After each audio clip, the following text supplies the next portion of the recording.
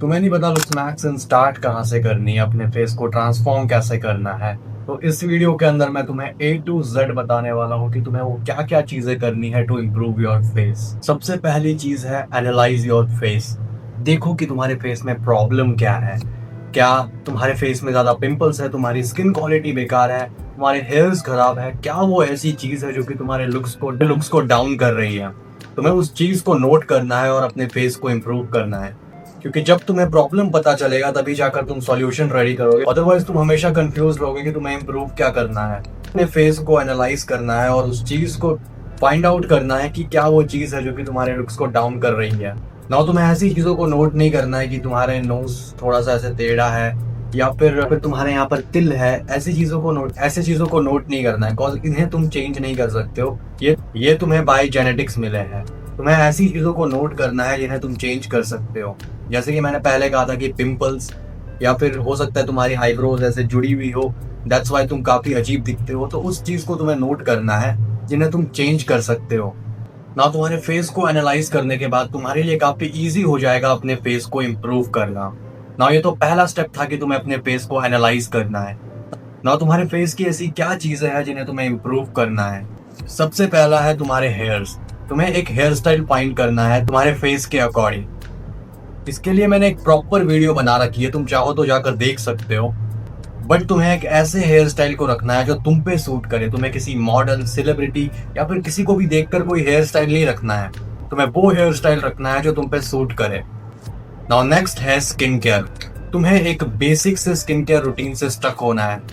अगर तुम्हारे पास ज्यादा पैसे नहीं है देन फिर भी तुम एक बेसिक स्किन केयर रूटीन से स्टक हो सकते हो। एक बेसिक स्किन केयर रूटीन में क्या होगा? Face wash, moisturiser, sunscreen and that's it. इतनी सी चीजें बस तुम्हें करनी है। नाउ ऑल्सो तुम्हारी डाइट भी काफी ज्यादा मैटर करती है तुम्हारे स्किन में। अगर तुम अच्छा खाना खाओगे देन वो तुम्हारे फेस पर दिखेगा। तो इसलिए अपने डाइट पर भी फोकस करना। जितना हो सके उतना अच्छा खाना खाओ। अदरवाइज जब भी तुम किसी से मिलोगे तो सबसे पहले वो तुम्हारी स्किन ही नोटिस करेगा। अगर तुम्हारी स्किन पे काफी पिंपल्स आ रखे हैं देन लोग स्टिल तुमसे बात तो कर लेंगे, बट ये चीज लोगों को नोटिस हो जाती है काफी जल्दी कि तुम्हारे स्किन बेकार दिख रहा है, डल दिख रहा है। वो सबसे पहले नोटिस होता है। तो अगर अभी तक तुम किसी भी स्किन केयर रूटीन से स्टक नहीं थे देन तुम्हें अपने लिए एक स्किन केयर रूटीन बनाना होगा।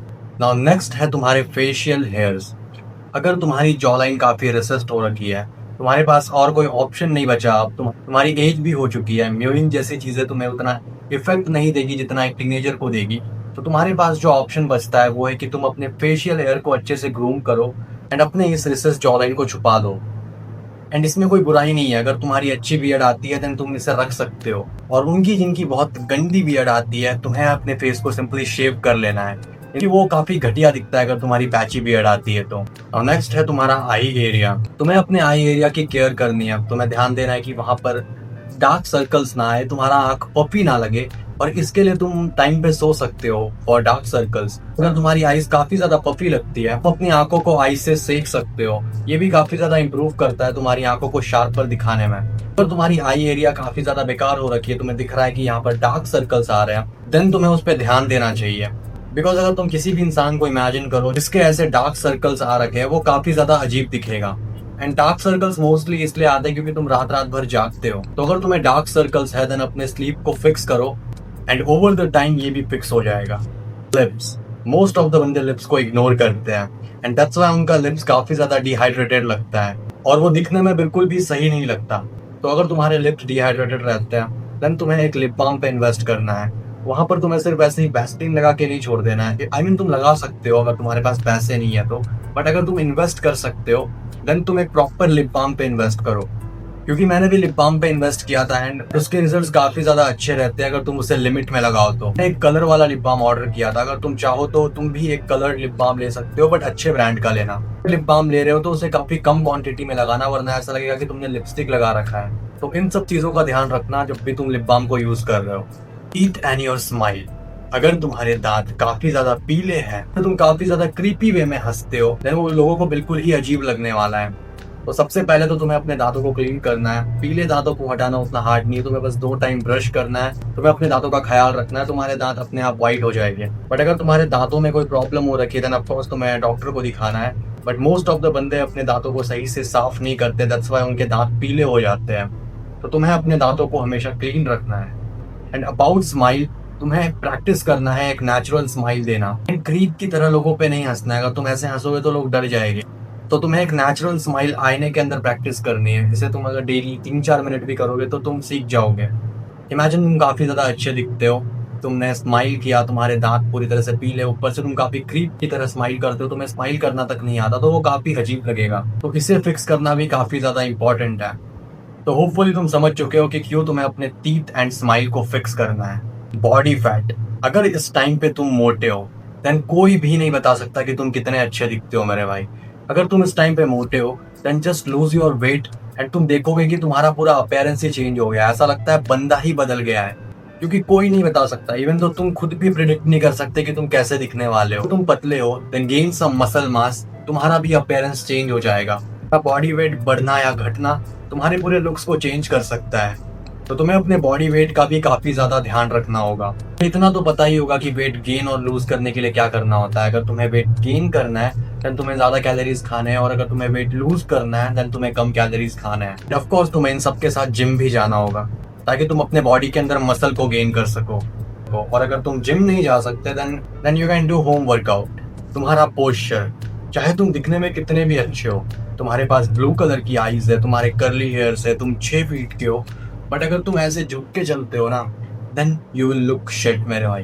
एंड ओवर द टाइम तुम्हारे लुक्स तो खराब हो गए ही हो गए, ऊपर से वो देखने में भी काफी अजीब लगता है जब बंदा ऐसे होके चल रहा होता है। तो तुम्हें अपने पोस्चर पे ध्यान देना है। एंड बेस्ट चीज जो तुम कर सकते हो अपने पोस्चर को इम्प्रूव करने के लिए वो है चिन टक। मेरा भी पोस्चर पहले बहुत खराब रहा करता था, लाइक मेरी जो गर्दन थी वो ऐसे बाहर की तरफ निकली हुई थी। तो मैंने जब चिन टक्स करना स्टार्ट किया विद इन 10 to 15 डेज मैंने देखा कि नोटिसेबल चेंजेस आए हैं मेरे नेक के अंदर। फिर कुछ टाइम के बाद मेरा नेक नॉर्मल हो गया। तो अगर तुम्हारा पोस्चर खराब है देन एक बार चिन टक्स जरूर से ट्राई करना। एंड ऑल्सो तुम्हें कॉन्शियस रहना पड़ेगा अपने पोस्चर को लेके ऑल द टाइम। अगर तुम फोन चलाते चलाते ऐसे हो जा रहे हो देन ये सब तुम्हें बंद करना होगा। सिर्फ चिन टक्स से तुम्हें रिजल्ट्स नहीं मिलेंगे, तुम्हारे लाइफस्टाइल में जो ये घटिया हैबिट्स है तुम्हें इन्हें कम या फिर पूरी तरह से खत्म ही करना होगा। तुम्हारी ड्रेसिंग एंड स्टाइल, इवन तो तुम्हारे पास काफी कम पैसे हैं एंड स्टिल तुम अच्छे कपड़ों को पहन सकते हो, बट अगर तुम ऐसे कपड़े पहनते हो जो कि काफी चिपके हुए रहते हैं, चिपके हुए शर्ट, चिपके हुए पैंट्स, तो वो काफी अजीब लगने वाला है। तुम्हें स्टिल सर्च करना है कि इस रेंज में तुम्हें बेस्ट कपड़े क्या मिल सकते हैं। एंड इस पे मैं ज्यादा कहूंगा नहीं। अगर तुम एक टाइम के बाद अर्निंग स्टार्ट कर दो देन तो एक टाइम के बाद जब तुम अर्निंग वगैरह स्टार्ट करोगे देन तुम चाहो तो कितने भी कपड़े खरीद सकते हो, बट एक ड्रेसिंग का सेंस जो होता है वो तुम्हें बिल्ड करना है कि तुम पे क्या अच्छा लगने वाला है। और वो तुम्हें कैसे पता चलेगा? डिफरेंट डिफरेंट क्लोथ कॉम्बिनेशन को अपने ऊपर ट्राई करके। नाउ सबसे इंपॉर्टेंट चीज, योर हाइजीन। अगर तुम्हारे नाखूनों के अंदर गंदगी है, नाक के अंदर से कुछ निकल के आ रहा है, तुम्हारे नाक के अंदर बाल है, तुम्हारे आईब्रोज ऐसे मिले हुए हैं, इन सब से तुम्हें कोई फर्क नहीं पड़ता, देन तुम्हारा हाइजीन काफी ज्यादा घटिया है। तुम्हें एक क्लीन लुक को मेंटेन करना होगा, तुम्हें इन सबको फिक्स करना होगा, तभी जाकर तुम एक प्रेजेंटेबल आदमी लगोगे। वरना ऐसे आदमी से कोई भी बात करना पसंद नहीं करता जिसके नाक से कुछ निकल रहा होता है। यू नो, ऐसे लोगों से मैं भी कभी बात करना पसंद ना करूँ। तुम्हारे मुंह से काफी गंदी स्मेल आ रही है, तुमने भी नोटिस किया होगा बहुत से ऐसे लोग होते हैं जिनके मुंह से गंदी स्मेल आ रही होती है। इवन तो तुम उन्हें कुछ बोलते नहीं होगे बट तुम्हें उनसे बात करने का मन नहीं करता होगा। तो इतना ज्यादा मैटर करता है हाइजीन। भले ही लोग तुम्हें मुंह पे ना कह दे कि तेरे मुंह से काफी गंदी बाज आ रही है, तेरे नाक से कुछ निकल रहा है, बट लोग हर चीज नोटिस करते हैं और वो फिर तुमसे डिस्टेंस बनाएंगे। नाउ ये कुछ मिस्टेक्स है जो कि तुम करने वाले हो जब तुम लुक्स मैक्सिन स्टार्ट करोगे। छोटे छोटे फ्लॉस को नोटिस करना। स्टार्टिंग में भी मैंने कहा था कि ऐसे चीजों को नोटिस मत करना जैसे कि तुम्हारे यहाँ पे तिल है या फिर ऐसी चीजें जो लोगों को दिखे ना। तुम इन सब चीजों को नोटिस करने वाले हो क्योंकि तुम अपने फेस को मिरर में देखते हो, तुम अपने फेस का एकदम क्लोजअप लेते हो, तुम टॉर्च मार मार के अपने फेस पर देखते हो कि मेरे फेस पे क्या फ्लॉज है। पर लोगों को वो सारी चीजें नोटिस नहीं होती, लोगों को फर्क नहीं पड़ता तुम्हारे यहाँ पे तिल है, वो किसी को दिखता भी नहीं है। तो हो सकता है कि तुम ऐसी चीजों को लेकर इनसिक्योर होने वाले हो, तो पहले इस चीज को समझ लो कि ये सब मैटर भी नहीं करता। रिजल्ट्स को बहुत जल्दी एक्सपेक्ट करना। देखो हमारा ह्यूमन ब्रेन ऐसा है ना, हमें हर चीज अभी चाहिए होती है। अगर मैंने तुम्हें बताया कि तुम लुक्स मैक्स कर सकते हो देन तुम्हारा ब्रेन बोलेगा तुम्हें अभी चाहिए, क्योंकि अगर वो तुम्हें अभी नहीं मिलेगा तो तुम्हारे ब्रेन को लगता है वो तुम्हें कभी नहीं मिलने वाला। तो इसीलिए तुम बहुत जल्दी गिव अप कर देते हो। बट तुम्हें कंसिस्टेंटली एफर्ट्स डालने होंगे इस चीज में, तभी जाकर तुम्हें एक टाइम के बाद रिजल्ट्स मिलने वाला है। अगर तुम जिम भी जाते हो तो तुम 3 महीने में अच्छी बॉडी को एक्सपेक्ट नहीं कर सकते। तुम्हें अच्छा खासा टाइम उसके अंदर देना पड़ेगा, तभी जाकर तुम्हारी अच्छी फिजिक बिल्ड होगी। सेम वे लुक्स मैक्सिन के अंदर भी तुम्हें टाइम देना होगा, तभी जाकर तुम रिजल्ट्स को एक्सपेक्ट कर सकते हो। तुम एक हफ्ते में या एक महीने में एक्सपेक्ट नहीं कर सकते कि तुम एक मॉडल जैसे दिखने वाले इंसान बन जाओगे। नाउ लास्ट मिस्टेक जो लोग करते हैं वो है रैंडम हैक्स को फॉलो करना। फॉर एग्जाम्पल बोन स्मैशिंग जैसी चीजें जब ट्रेंड करती है तो लोग उसे ब्लाइंडली फॉलो करने लग जाते हैं। वो ये तक नहीं देखते कि ये चीजें सेफ है या नहीं है। तुम्हें खुद रिसर्च करना स्टार्ट करना होगा कि तुम्हारे लिए क्या चीजें वर्क करती है और क्या चीजें नहीं करती। तुम अगर किसी पे डिपेंडेंट रहोगे तो वो व्यूज के लिए कुछ भी बोल देगा। बोन स्मैशिंग जैसी चीजों को भी लोग प्रमोट करते हैं और बहुत से लोग ऐसे हैं जो कि ये एक्चुअल में कर रहे हैं और उन्हें लगता है कि उन्हें रिजल्ट्स मिलेंगे। तुम भी ऐसे हो देन रिसर्च करना स्टार्ट कर दो कि तुम्हारे लिए क्या वर्क करता है, क्या सेफ है और क्या अनसेफ है। या जितनी चीजें थी मैंने तुम्हें सब बता दी। तो that's it for the video. अगर तुम्हें इस वीडियो में कोई भी प्रॉब्लम लगाओ देन तुम मुझसे कमेंट्स में पूछ सकते हो। एंड अगर तुम्हें मुझसे one on one coaching call पे बात करना है देन तुम मेरे चैनल का अबाउट सेक्शन चेक कर सकते हो एंड वहां से एक कॉल बुक कर सकते हो। एंड हाँ, never beg for attention.